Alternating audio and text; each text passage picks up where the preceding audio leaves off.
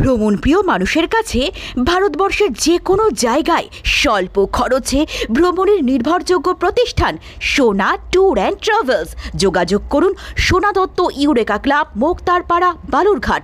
যোগাযোগ করুন এই নম্বরে 8972200336।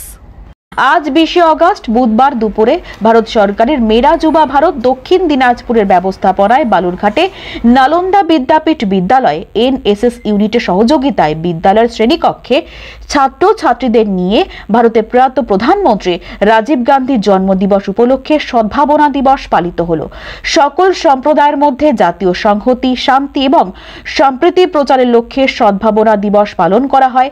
আজকের অনুষ্ঠানে মেরা যুবা ভারত দক্ষিণ দিনাজপুরের পক্ষ থেকে মৌসুমী হালদার ও স্বরূপা দেবদাস, নালন্দা বিদ্যাপীঠ বিদ্যালয়ের প্রধান শিক্ষক সৌমিক দাস, বালুরঘাট মহাবিদ্যালয়ের প্রাক্তন অধ্যক্ষ ডক্টর আশিস দাস।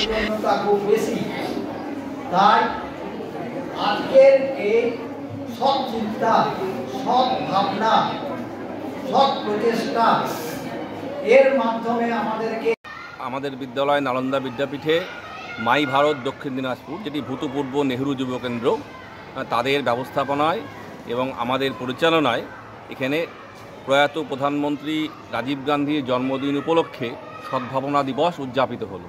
এই উপলক্ষে বিদ্যালয়ে বিভিন্ন সাংস্কৃতিক কর্মকাণ্ড এবং ছেলে মেয়েদের জন্য বিভিন্ন ধরনের প্রতিযোগিতা, যেমন অঙ্কন প্রতিযোগিতা, কুইজ প্রতিযোগিতা, এসে রাইটিং কম্পিটিশান, এগুলো ছিল আর কি।